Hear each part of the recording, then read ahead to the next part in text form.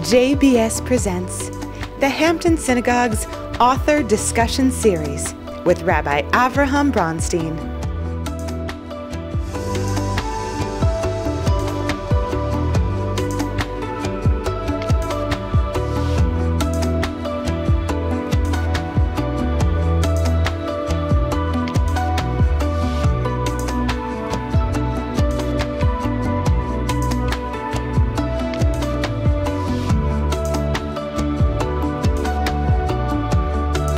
Please join me in welcoming Ted and Frank to the Hampton Synagogue.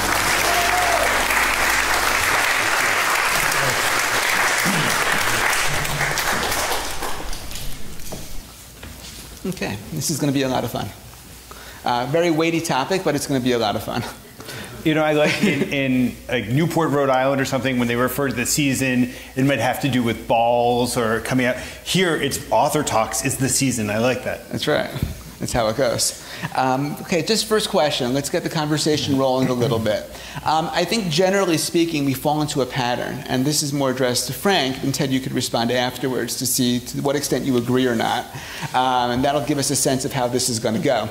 I think often we fall into a pattern where we end up discussing whether anti-Semitism is coming from the right or from the left, or whether it's coming more from the right or more from the left, or whether the anti-Semitism that comes from the right or the left is more dangerous. Yes. We've had those conversations a lot. I think what was so shocking to so many people about your article back in April is that your thesis wasn't really having that conversation. It was saying that there's something much larger, much more systemic that was happening. And that larger systemic thing that was happening was manifesting on the right, yes, and it was manifesting on the left, but it wasn't really those things. It was this one larger thing that was going on. So would that be a fair characterization of your article, basically? It is. I would say that one of the things that political polarization has done is in some ways it breaks our analytical brain, because we want to believe that we're on the side of the angels and everybody else who opposes us on the other team represent the devils. And so our team can't possibly have an anti-Semitism problem. Mm-hmm. And as an analytical matter, when we enter in political coalitions, we need to find the best political allies. But when we step back and we try to understand exactly what's happening to American society, I realized the ways in which, for a while, I think I underestimated the anti-Semitism of the left because I was so fixated on the anti-Semitism of the right. Mm-hmm. That's not to say that the anti-Semitism of the right isn't a really, really big problem. But I think after October 7th, you had, I think, a lot of Jews, American Jews, got smacked across the face where they understood that in the institutions that they felt most at home, there was a serious anti-Semitism problem that they couldn't deny, and it felt intimate in a way that it had never felt before. Mm-hmm. Ted, I'll kind of reframe the question for you just a little bit, because you didn't write the article, but you have kind of the insider's perspective. I've never written anything that long in my entire life. But you do have the insider perspective as being in Congress for 12 years, the period really that Frank is talking about when he was writing the article. What Frank was arguing basically, I think, was that America over the last however many years, 15 years, 20 years, 30 years, has been shifting away from not necessarily liberal politics, but a sense of liberalism, right? Liberalism, which is, there's a right-wing version, there's a left-wing version, but it means like a sense of civil liberties. He talked about protection of minority rights, an ethos of cultural pluralism where we can kind of all get along together, and that's kind of what's not there. So my question to you is, when you read that article back in April, and you thought back about your time in Congress over this period, was your reaction like, oh yeah, that tracks with my experience, or did you push back a little bit and say, like, that seems a little bit new to me? I absolutely believe it. Look, it tracks, and it tracks because those assumptions about liberalism and small L liberalism and the things that united the broad cross section of members of Congress has really been pushed down as the extremes have come to dominate the conversation.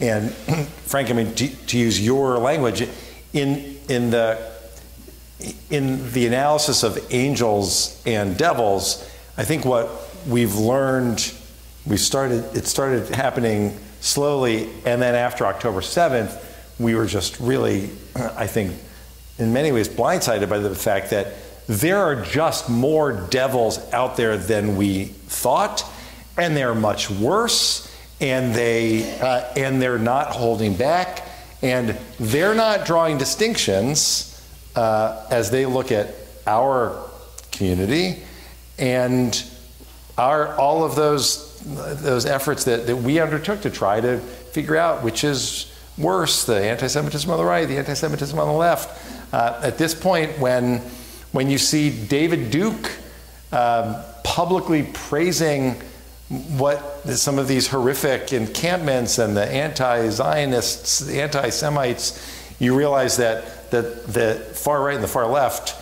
have now come full circle and are holding hands, and that's what makes us so concerned at this moment.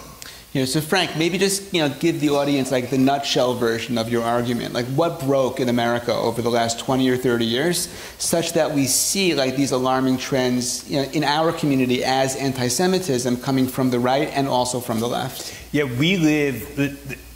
if you grew up in the 1990s, like I did, it's hard to let kids who came after understand what a paradise life felt like in the 1990s. And sociologists wrote about how, in the 1990s, about how anti-Semitism was a problem of the past. The major problem confronting American Jewry in the 1990s was intermarriage. It was like America was so comfortable for Jews, we were worried that Jewry would broadly dissolve and melt away.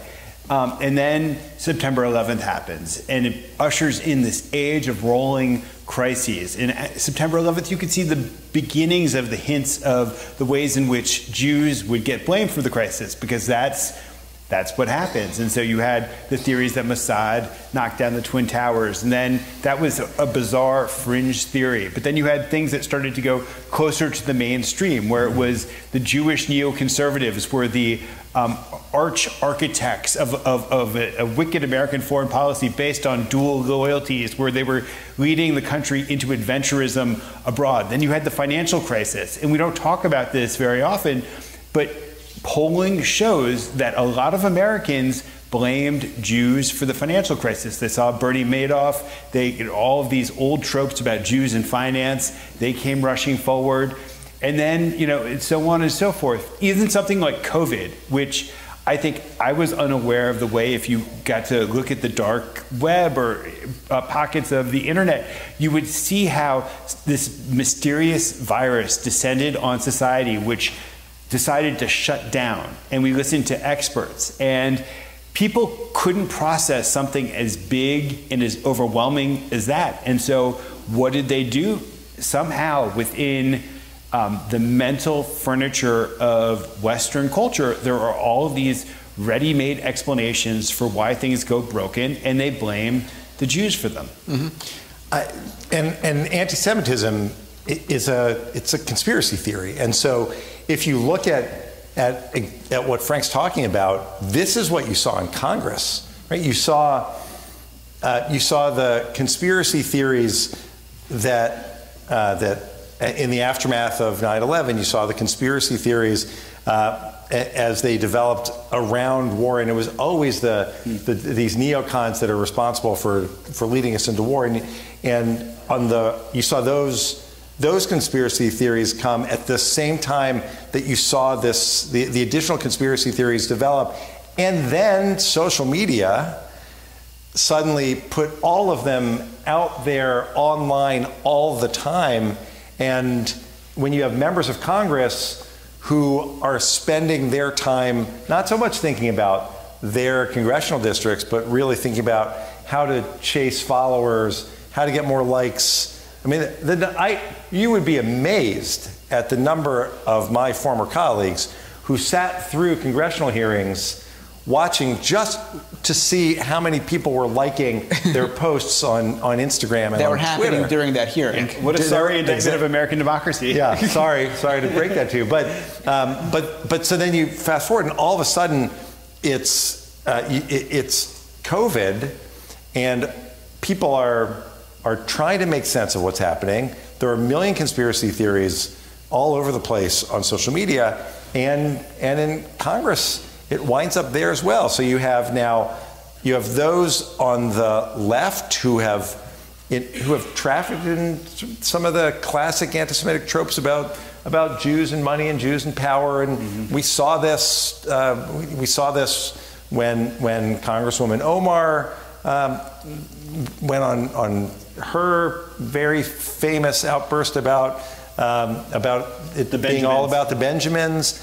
And you saw this then from Marjorie Taylor Greene on the right, and a whole host of others on the right, with the conspiracy theories about COVID and how it started, and the Jews who were involved in the vaccine. The Jews. This is the classic anti-Semitism, right? It's the Jews who are responsible for COVID, and it's the Jews who are responsible for the vaccines that the government is now forcing us to take. And ultimately, on both sides, you've got the conspiracy theorists who were always operating first on the outside, then on social media, and then suddenly elected officials who are so totally obsessed with social media that the best way to advance themselves is by, in either subtle or sometimes direct ways, advancing those same conspiracy theories. And there's the rise of anti-Zionism, which I think in the 1990s, there was a peace process. And so the ideal was that you would have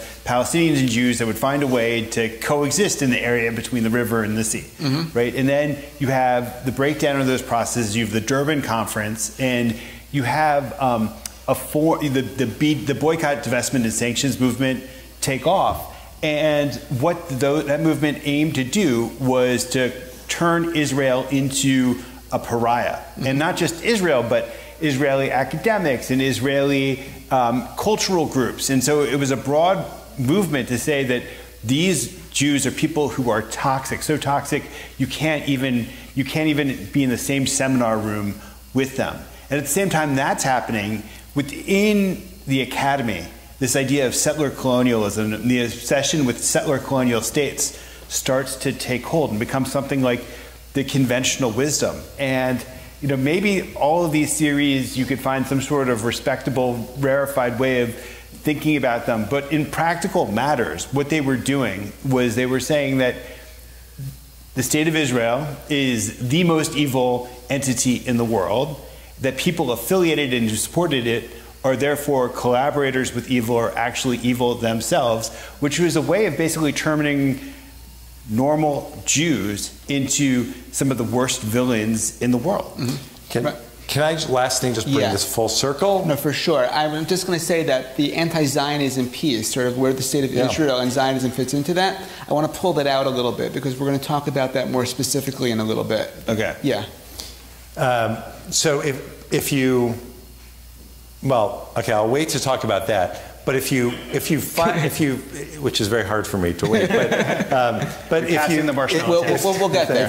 We'll get there. But if you, all of the conversations like this that were taking place, our community, we got riled up, appropriately so, about BDS campaigns and about some of these outrageous efforts within academia and elsewhere to advance these anti-Israel, anti-Zionist positions. But it was we always talk about October 7th. It was October 8th when we realized finally what this was all about, and never having to guess again. We never have to engage in a conversation again about really how much of a concern should there be about these protesters, and really maybe they don't know anything, and there's this long history in academia of the left that tried to advance these anti-American and anti-Western theories, and maybe that's all this is. We don't have to guess, because on October 8th, before a single IDF soldier marched into Gaza to defend Israel after the worst attack on Jews since the Holocaust, the protesters were already out in the streets, and the only reason for them to be in the streets, the only thing that they could possibly be protesting at that point, following the guide that was sent to them with the terrorist on the paraglider, the reason they were out there was to celebrate the killing of Jews. And that's when I think everything changed in how we interpret not just what's happened since October 7th, but in many ways everything that Frank writes about. In a lot of ways, and let's take a step back again. Frank has described in his article the way that American democracy changed. And I think, Ted, you mentioned a few of those things also. You spoke about polarization, about the nationalization of issues, about social media, about the ways that conspiratorial thinking gets reinforced. And I'm just wondering if you got a sense, maybe like looking back at your time in Congress, or just thinking about these kinds of concerns, thinking about every Jewish concern as it came up, like Jews being blamed for the financial crisis, Jews being blamed for the Iraq War, Jews being blamed for September 11th or COVID or whatever it was, like there was like a larger thing that was going on that people were just kind of missing. And the anti-Semitism was one symptom of it, but there were other symptoms that were affecting other people as well. And what we weren't really noticing was that America was changing because we were so busy being defensive about this conspiracy theory or that conspiracy theory or this rise in anti-Semitism. There was like this much larger thing that was happening that maybe we weren't paying as much attention to. I think that's right. It's actually, when I think back on those, I mean, we always tended, we tended to, we treated words and actions differently.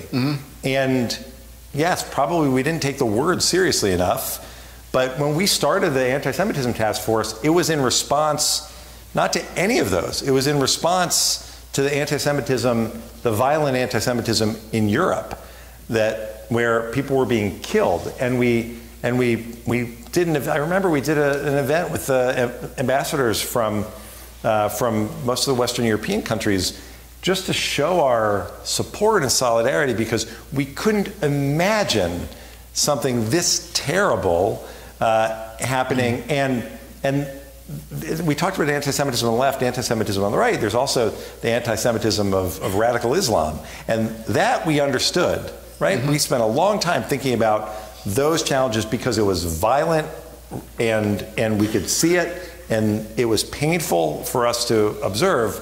And the rest of it, did we miss it?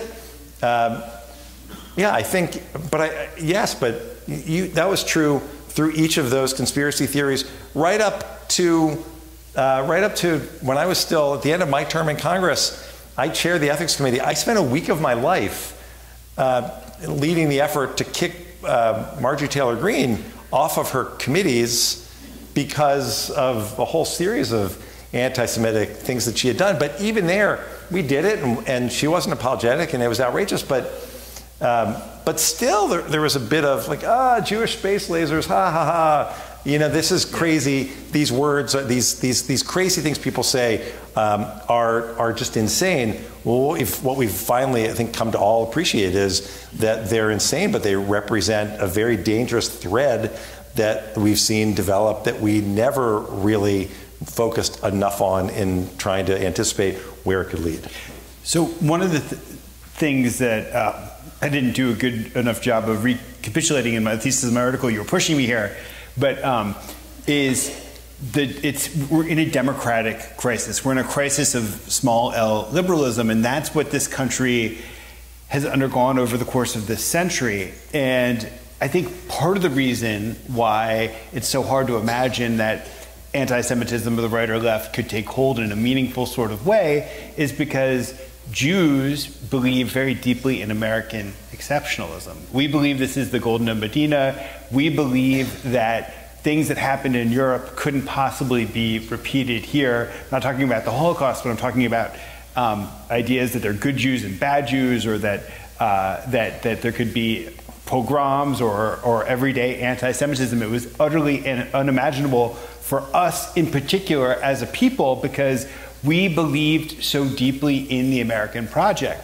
And I think what this century has illustrated is the very fragility of that American project. Mm-hmm. And I think now that we're awakened to that, and I think a much sort of deeper, more profound sort of way, I think what you see on the other side is really kind of terrifying, because all these things that we thought that would protect us mm-hmm. turned out to not be effective in this century. Or just to put it, I think simply, we look at people marching and celebrating the killing of Jews, and we look on college campuses where Jews are being told to go to the gas, where people are calling for 100, 1,000, 10,000 more October 7ths, and we cannot understand how the rest of America just sits back and watches. Mm-hmm. That's shocking to us. And because, as Frank says, that's just not in a world where America is different, and where liberalism and clarity of thought and clarity of purpose and clear moral vision is dominant, then there would be zero tolerance for this. It's even worse in certain respects, because there are institutions that deny that it's actually a problem. That I think a lot of elite universities are actually gaslighting Jews about the fact that anti-Semitism is prevalent in their institutions, thus their inability to actually address it.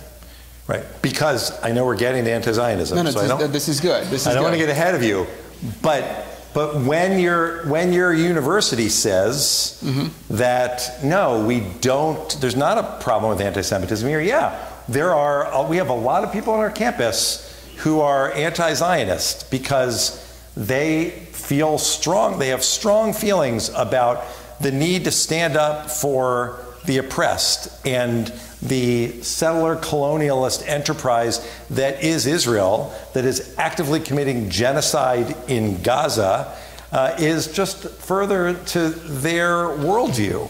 Well, when you start with the premise that it's an acceptable position to not just try to demean the state of Israel, but really to delegitimize it, to suggest that it is an illegal venture, that the creation of the modern Jewish state of Israel in the land that Jews have been connected to for thousands of years is on its face unacceptable and dangerous and oppressive and wrong, then it leads to an acceptance of so much of what we saw happen on campuses last spring. And it's a betrayal almost of what we would expect from those institutions, like Frank said, basically. And we saw this, right, and all of us, we can all, if I asked, I'm quite confident, everyone here could tick off the names of 3 or 4 or 5 university presidents who spoke with moral clarity about what is and isn't acceptable, and we celebrated those.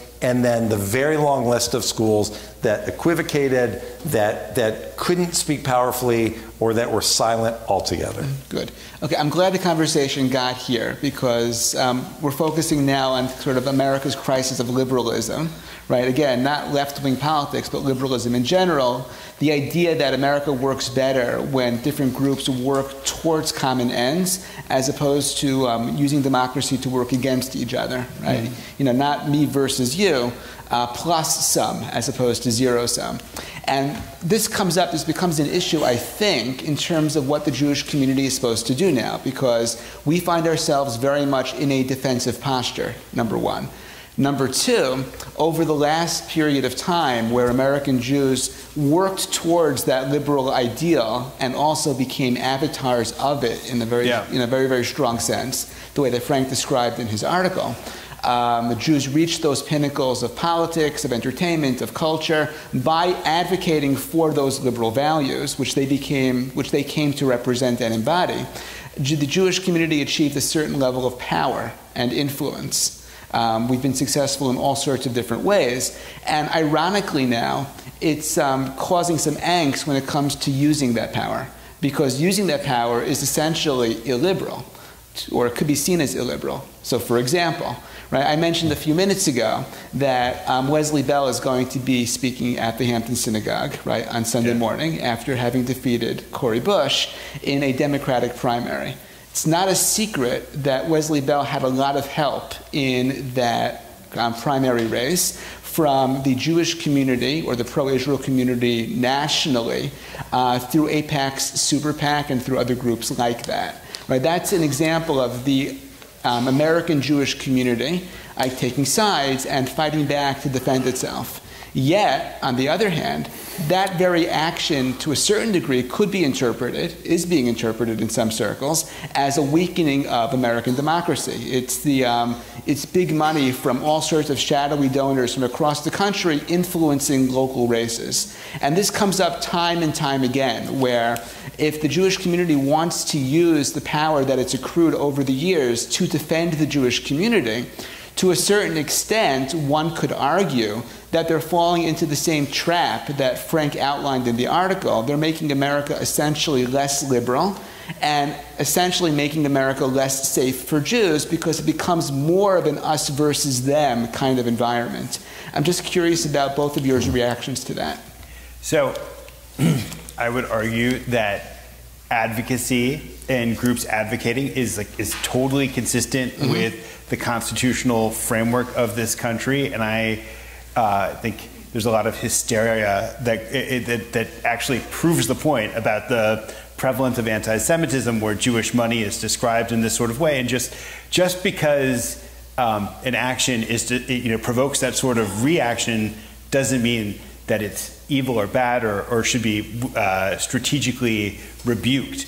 But I do think that there is a problem with money in politics in this country, and that should be addressed rather than focusing on just Jews as the villains in that narrative. Anything that, when Jews become the central villains in a story, then it's not good for the Jews. It's not good for the Jews, but that is anti-Semitism, right? And I look at the crisis in liberalism and democracy, and I do think there are missteps that the Jewish community is making in this moment. And I think one of them is that we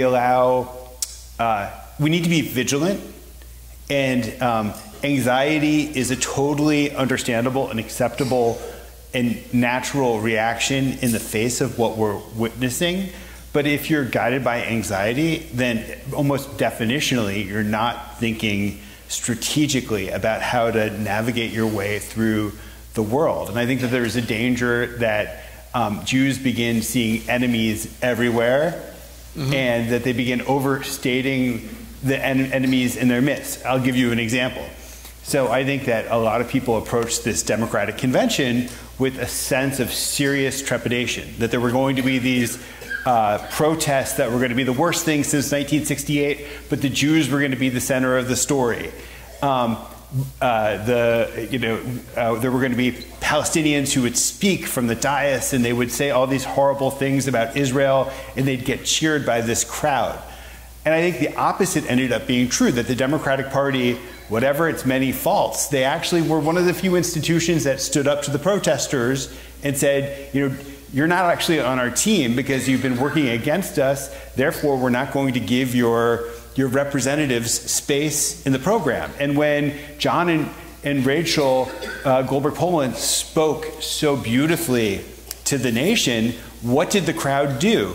They cried and they shouted, "Bring them home." And you look at Kamala Harris's speech, all of the worst things that you would have imagined could have happened in that week didn't actually happen, because most normal people are empathic, and they understand that Israel has a right to exist. They understand that the fate of the hostages is a terrible thing that we all have an interest in seeing resolved, and that the fundamental American instinct is actually to stand with Israel. And so I think we can get a little bit hysterical. I mean, I wrote a piece that, against, but it's like, I do think that there is a very human and a certainly very Jewish tendency to get hysterical about this in a way that can make us do things that we might either regret eventually or mean that we aren't building the right strategy, alliances, coalitions in order to actually confront the problem in front of us. Mm-hmm. Yeah, Ted, I'm very curious to hear your response. So a couple of thoughts in response. One, look, AJC has been around for 118 years. We pride ourselves in being thoughtful in the way that we address these issues. We try very hard not to be hysterical. So first of all, with respect to the convention, I have a slightly different view than Frank. I agree completely with the way it turned out. And I think both the Republican convention and the Democratic convention were, if we're using terms that we're all comfortable with, they were both good for the Jews, right? For lots of different reasons, and Frank touched on a number of them. That said, it's not as if the leaders of both parties just decided we're going to do everything right. I can tell you, there are lots of efforts with respect to both conventions to make sure that things turned out the way that they did. So while I'm not quite as, I don't necessarily subscribe to Frank's conclusion in his article. On this one where you are feeling good, I'm not quite as comfortable either. I just think we have to be clear that this is an ongoing battle. That said, on the issue of the race in Missouri and the race in Westchester and the Jewish money, I completely agree with Frank. I was in Congress after the Supreme Court decision that opened up the bank and allowed unlimited money in politics. And I wrote the first constitutional amendment that would have overturned it. I think money in politics is not just detrimental, it undermines people's their belief in democracy. There's no question money's a problem. However, when the Cory Bush and the losing candidates start talking about how it's Jewish outside money that did this, it is so clearly anti-Semitic. They have no problem, let's be clear, no problem accepting as huge amounts of money from any other group. No one ever talks about, I mean, think about this. No one complains about big money from the unions or big money from the NRA or big money coming in from out of state to support reproductive rights. They're only, if it happens to align with their interests, they're only too happy to align themselves with those supporters who want to support, those supporters of the issue that want to support them. Only when it's Israel and the Jewish community do you see people invoke this idea that there's this really nefarious plot to bring in all of this money from outside. That's clearly anti-Semitism, and they need to be called out when they engage in it. 100%. But meaning, just to press you a little bit more, right? If in those races, or when it comes to Israel-related issues, right, the large amount of money in politics, which I think we'll all agree on this dais, is kind of one of the factors pulling America apart and is undermining lowercase d democracy or lowercase l liberalism in general, right? If it becomes the Jews versus not Jewish or whatever money, right? Jewish money on one side, whatever on the other side, that itself is detrimental to the Jewish community, and that contributes to this spiraling and polarization that leaves the Jewish community in danger. That's right. It happens when we accept the very notion of engaging in this discussion. There's just not another group where the conversation turns like this and people say, oh, right, that's really evil that you allowed that money for only with respect to the Jews. Which is why we should be clear that criticism has to be called out for the anti-Semitism that it is. And I don't have any of the numbers offhand, but also the fact is that relative to other groups in America that get involved in political campaigns because of the issue that they care deeply about, the amount of money that the pro-Israel world spends is compared to many of these other groups is a drop in the bucket. Let's move on to Zionism, anti-Zionism a little bit, and talk about that a little bit more. Frank, in your article, you really got the sense that one of the great casualties over the last generation, ideologically, is liberal Zionism. The idea that you can be a lowercase l liberal and also be a Zionist, with this assumption that at some point in the future, things are going to get resolved peacefully. More often than not, it's a formulation of a two-state solution, and things can kind of be happy that way. You'll have a sense of an Israel which is democratic and mostly Jewish on whatever amount of the land that it's on. There would be a Palestinian state next door, and they would both be more or less democratic, and you could be a liberal Democrat in America, right, lowercase d, lowercase l, and you could subscribe to Zionism formulated that way, right? Over the last however many years, since the late 90s, it's become relatively clear that that solution or that resolution is not on the horizon and is probably further away than it's been any point before that. It's more and more an impossibility. So the question is then, like, is there really a future for what we used to call liberal Zionism in America, which is how most of the American Jewish community by the numbers related to Zionism? And if there's not, kind of where do we go from here? So I kind of think that we need to, I personally believe we need to cling to the dream of liberal Zionism, even if the immediate reality means that there's absolutely no way that it could get achieved. That in the foreseeable future, there is no two-state solution. But I think in order for, so I've just actually spent a bunch of time in the Middle East, not just in Israel, but in Saudi Arabia and in Jordan.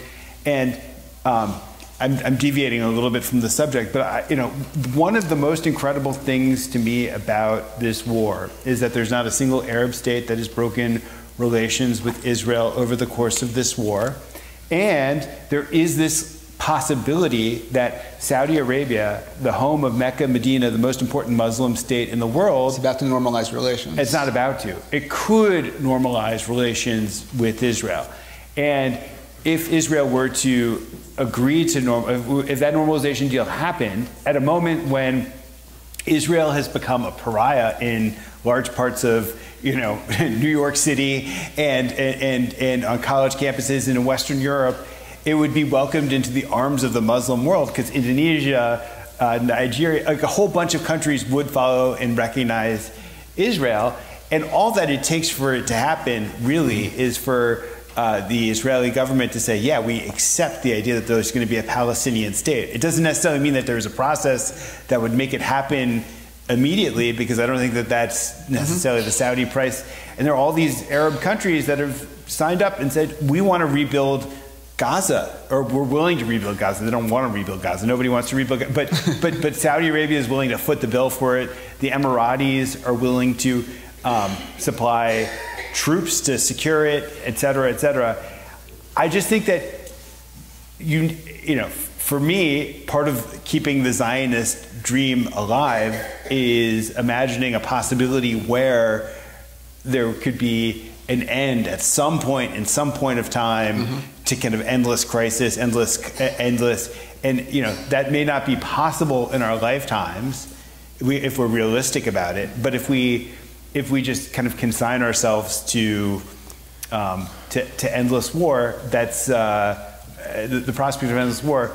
It's a pretty depressing thing to have to live with. So to Ted then, right? From your perspective at AJC, where you do this kind of advocacy and you're working on those levels all the time, right? Is there like a realistic end in terms of some sort of fulfillment of a liberal Zionist ambition for the region?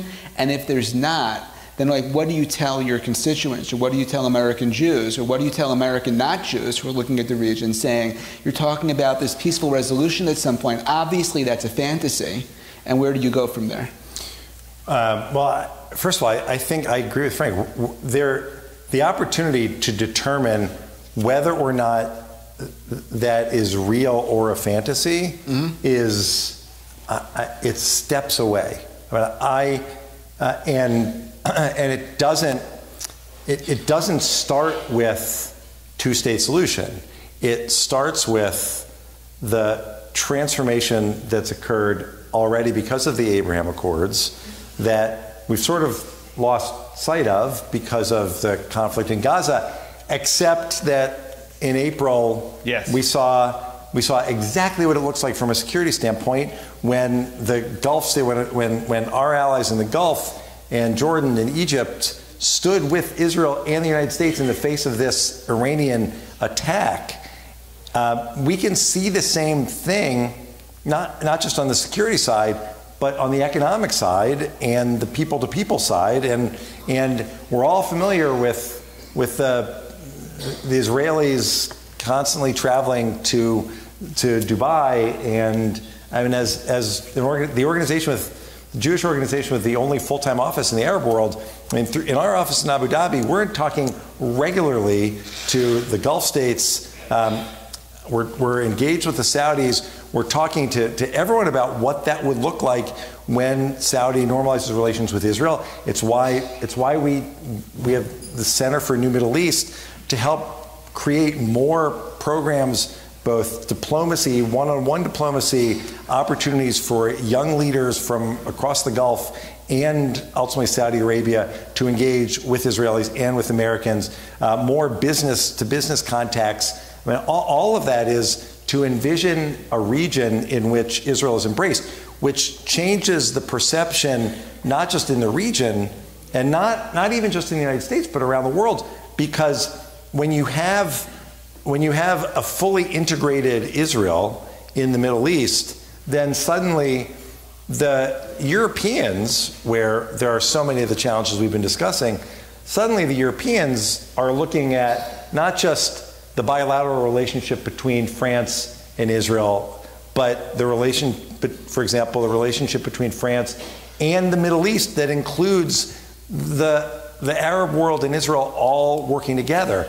It's the same thing that we'll be able to see when we have a representative in India who engages regularly with the Emirati ambassador and the Israeli ambassador and the Indian government about what it would look like when India is in a position to engage with the broader Middle East, including Israel. And the way that the narrative changes when Israel is no longer on the outside but is fully engaged, in which, as Frank says, only happens when there is some conversation about a Palestinian state, not now, but at some point in the future, then there's a big change. And then finally, the last government in Israel, it wasn't there very long, but for that brief period where you had a government that spanned the far left to the far right, that included Mansour Abbas, an Arab minister in the government, you had the broad cross-section of Israeli democracy on full display. That matters in the way that Israel is viewed in the world, and if there's a normalization deal, and if what I described changes the way the other countries approach Israel and the Middle East, and ultimately there is a realization that Israeli democracy is much more than just the current government, then I think you start to see change. And yes, is there hope for liberal democracy, for liberal Zionism? Of course.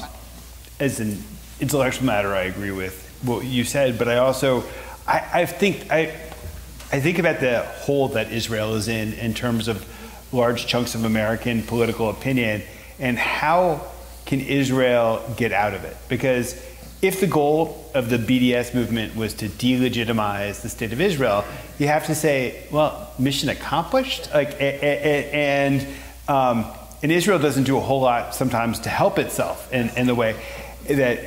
And so I think it's maybe actually incumbent on American Jews to a certain extent to actually have to come up with a strategy for how to re-legitimize the state of Israel, which is a very, very hard thing because we're actually not citizens of the state of Israel.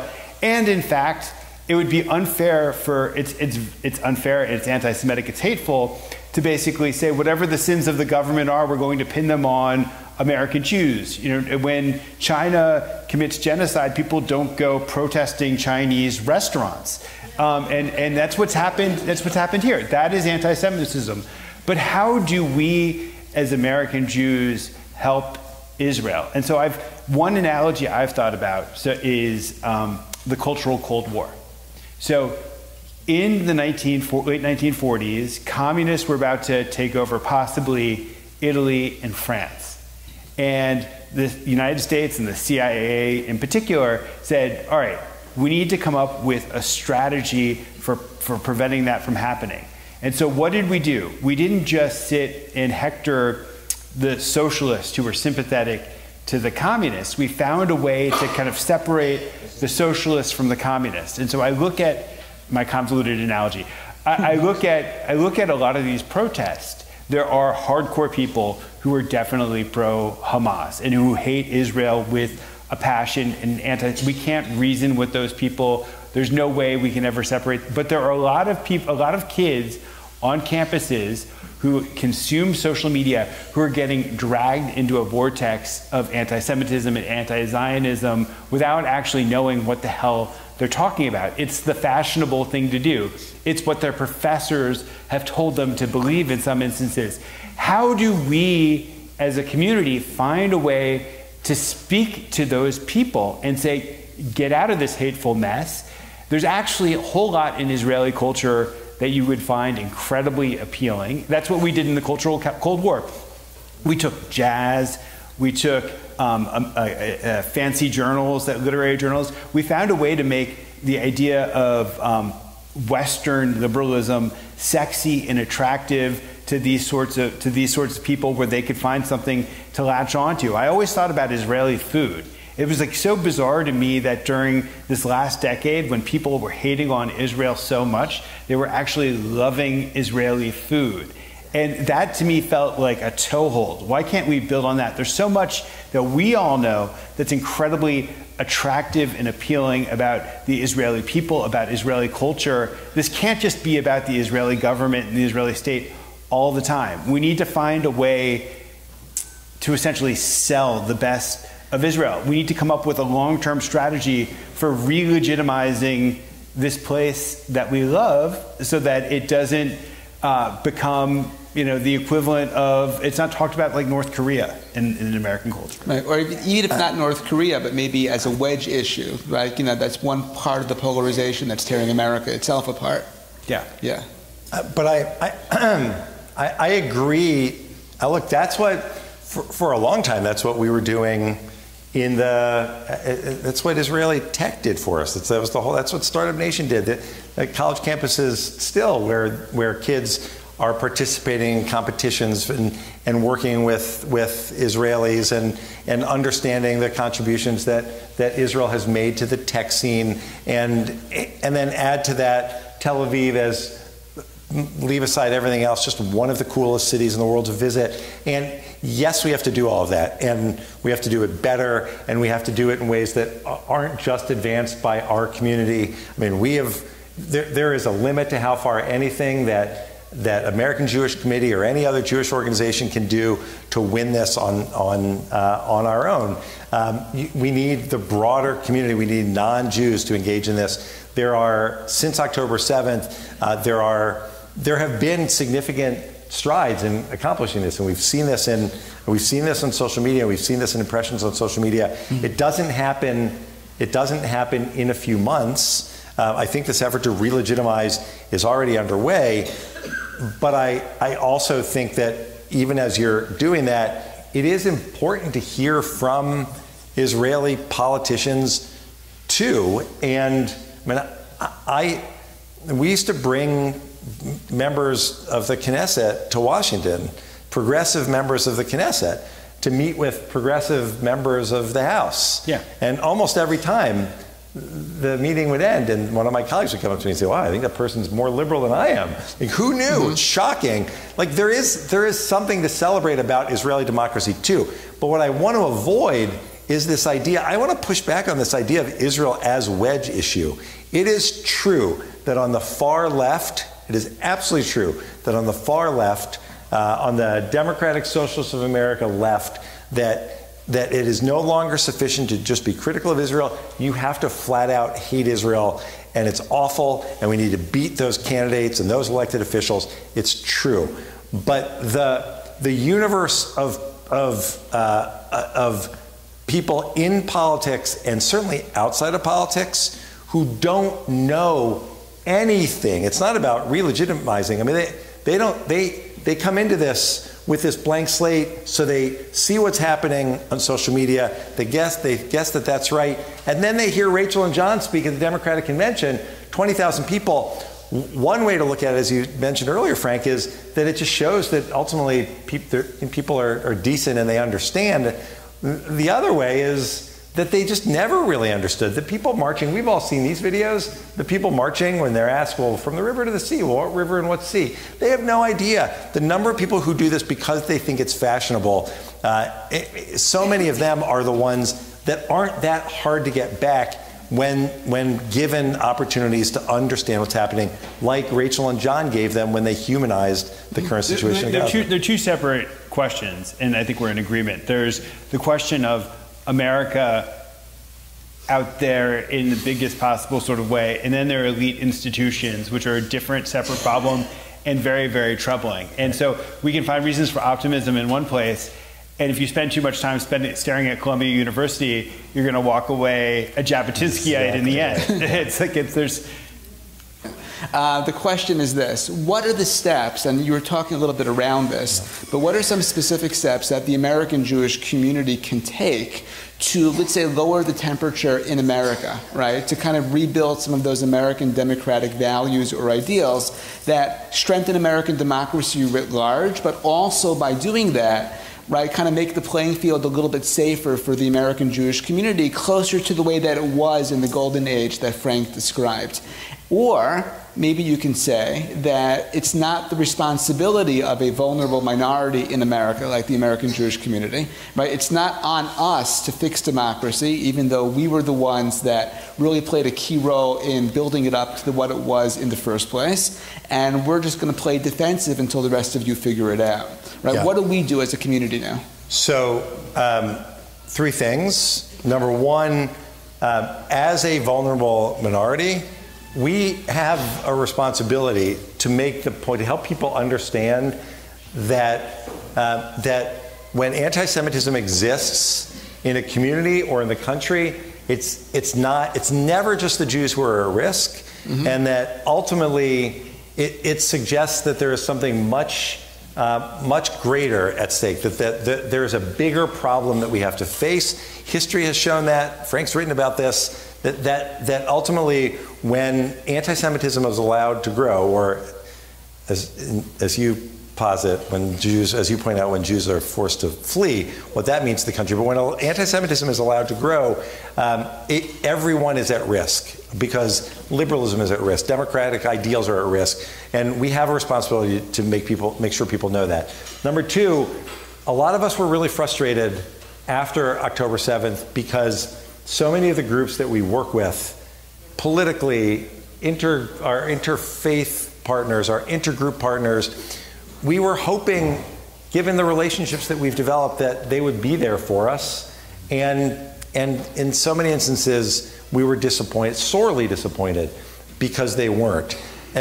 But the answer to that is not to walk away. Yes, Jews have to speak out for themselves, but you only have one choice. We're a tiny minority. So you can either think we're going to do it on our own or redouble our efforts to make sure that our partners understand what's at stake for all of us. That's number two. And number three is to not I understand this is the purpose, the content of this conversation is to not just wallow in the misery of the moment and anti-Semitism, but ultimately what we do to show to the world how to fight anti-Semitism by being proud, out, openly, and aggressively Jewish and Zionists, and showing others in the community that we don't care about the people marching at Columbia. They're not going to, they want us to go quietly. To the contrary, we're going to remind them and everyone in America what we mean to this country, what Israel and Judaism means to us personally, and why everyone benefits because of those feelings. Want to follow that up? So if Jews helped to articulate an idea about what made America exceptional. I don't think we should abandon our faith in America. I think we need to repeat what our ancestors did, which was that they, in the spirit of enlightened self-interest, were able to explain America to the rest of the country in a way that created a vision of America that was both good for the Jews, but also good for this nation. And so I think that there are ways for us to actually model good democratic practice in liberalism. For instance, it's one thing for us to decry cancel culture. It's another for us to only practice our arguments when they're convenient for us, which is what happens in a lot of Jewish spaces, that we claim to venerate the ideal of freedom of speech, but then when we're confronted with ideas that we find to be venomous and hateful, we demand that these people be excluded. We need to, there's a crisis in American democracy, why are shuls not sending out poll workers and putting Jews on the front line of the battle to try to preserve elections as we know them, the civil spaces as we know them? There's a lot to be disappointed about in this moment, but I don't think it would just be the saddest, most despairing thing of all if we gave up on this great project. You know what? I think that's a great place to end the formal conversation. So Frank, Ted, thank you so much.